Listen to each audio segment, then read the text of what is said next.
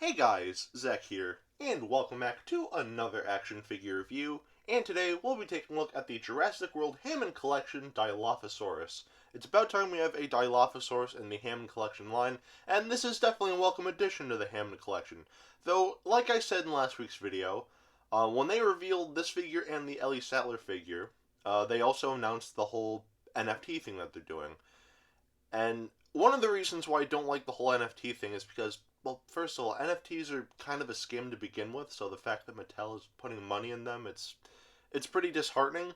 But I think the other thing that is kind of a bother to me as far as the whole NFT thing goes, like they're taking like money from producing the figures and putting it into the NFTs. And you can kind of see in this figure especially, not so much with Ellie, but with this figure, you can definitely tell that there was some budget cuts made for that NFT thing. Again, Mattel, I've made this clear in the past, but Mattel, if you're watching this, please stop with the whole NFT thing. Nobody has ever asked for NFTs. Just don't stop. Like, get rid of it and put more money into making higher quality figures. So, yeah. Anyway, I don't really have a whole lot else to say, so let's just get right into this. Of course, to start this review, we'll take a look at the painting on this figure, and the painting here, it's not terrible. It's not perfect, but it's not terrible, so let's take a closer look at that. So as we can see here, most of the figure is casted in this nice green color, which I think fits very well. Of course, on the back here, and on the side of the legs, and even on the back of the neck here, we have a lot of these, it's like very like dark green, almost like a blue coloration for like the patterns here, which again I think works perfectly well. And we even get that on the face here, which again looks nice. Around the eyes we have a very dark shade of like red coloration here, which I think looks good. And the eyes here are painted a yellowish orangish color with black pupils, which again looks nice. The teeth here are painted a whitish yellowish color, and the tongue and the membranes on the side of the mouth here are painted a nice glossy salmon color, which I think looks good. The bottom jaw, for some reason, is painted this yellowish color. I don't think that's accurate. It doesn't look accurate. I don't know why they went with that, but regardless, that's the color of the bottom jaw here. And that coloration continues from the bottom of the neck to the crotch right here. So, yeah. Lastly, the fingernails and toenails are painted a nice grayish blackish color, which looks nice, and it also helps that they have a nice glossy finish to them. So, yeah, it looks good. And that's pretty much it for the painting on this figure. And the painting on this figure, for the most part, is pretty solid. I guess the one thing that's missing on this figure, for all of like the, like dark green highlights on this figure, like on the back and like on the side of the leg here, there's supposed to be white outlines, which I think would have looked much better. I think the reason why they weren't included here was because, again, Mattel, they're trying to invest in the whole NFT thing. I hate to sound like a broken record, but Mattel, don't do NFTs. That's all I'll say. Just stop with the NFT. Kids, don't invest in NFTs. It's a scam. But, yeah. But honestly, like, even then, like, it would have been nice if this coloration here continued to the end of the tail here. And same with the underside, it would have been nice if this yellow color continued to the bottom of the tail here as well. But, yeah. Besides that, though, I still think the painting on this figure is okay. It just sucks about the whole NFT thing. So, yeah. The painting on this figure, not terrible, but it could be better. So the painting on this figure, I'd say gets 3/4 of a pass. Now, we'll take a look at the articulation. And the articulation on this figure is good. Let's take a closer look. So as we've seen earlier, the mouth can open and close like so. There's a swivel at the base of the head, and she can also look up like that and look down like so. And same with the base of the neck here, a nice swivel, and she can look up and down. The arms here can move 360 like so, and they can move outwards. And same with the elbows here. Again, just a swivel here, and they can move upwards and downwards like so. Though unfortunately, I don't know why on mine they are very loose. Like, Oh well, now they're being solid. But yeah, these I don't know why. Like you can see like the peg in there. It's just kind of I don't know why. It's just loose. It's kind of annoying. But yeah, regardless, that's pretty much it for the arms.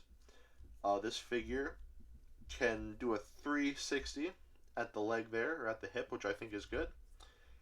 A nice bend in the knee here, and that also acts as a swivel. And same with the ankles.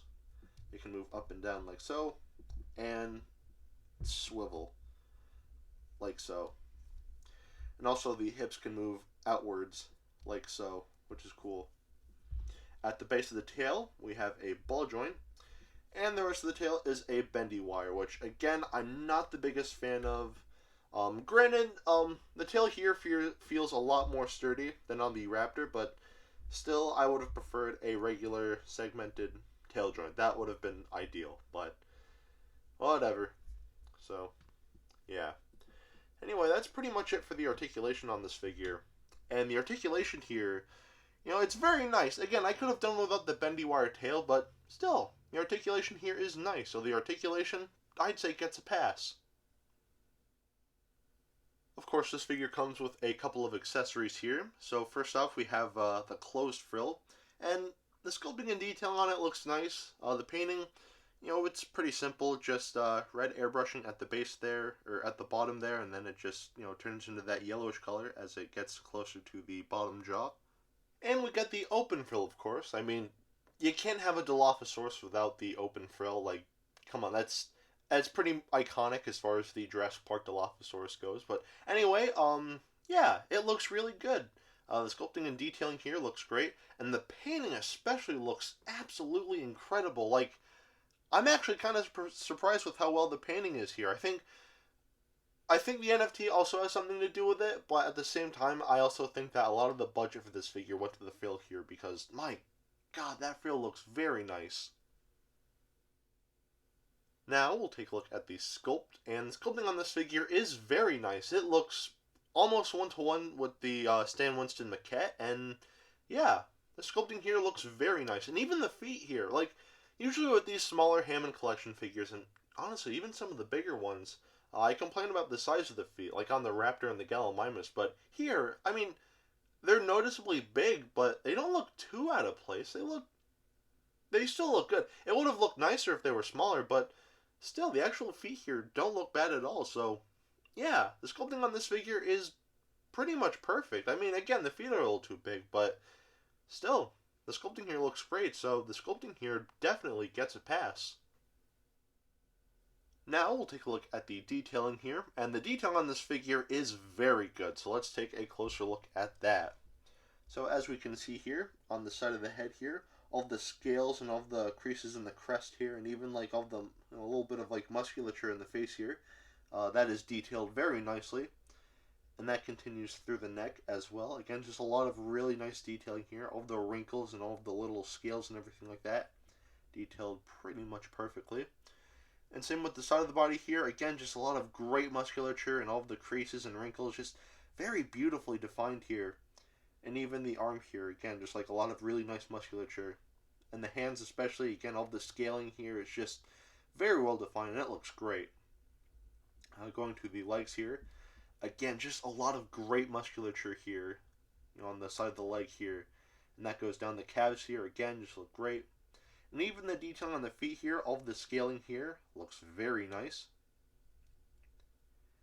And yeah, everything here just looks very nicely defined. Again, the side of the tail here, just a lot of really nice musculature. And all of the creases and wrinkles in the skin here, and even little scaling here, looks great. Yeah, the underside of the figure, of course, we have the new Jurassic World logo there. And yeah.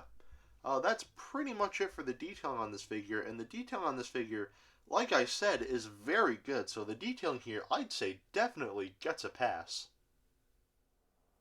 Now we'll do some size comparisons.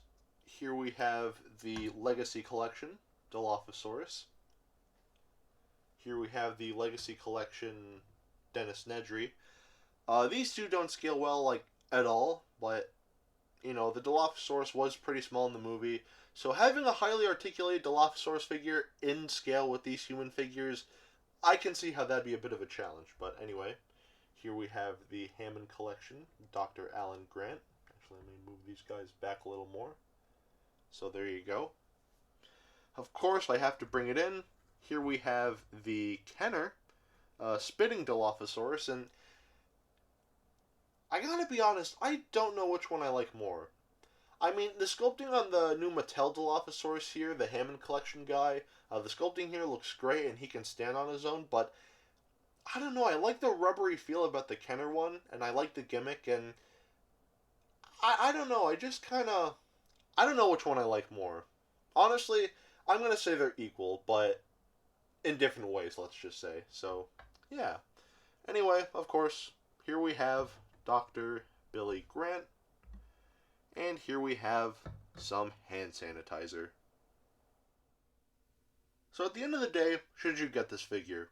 Honestly, NFT drama aside, I think that this is a very nice figure, and I like it a lot.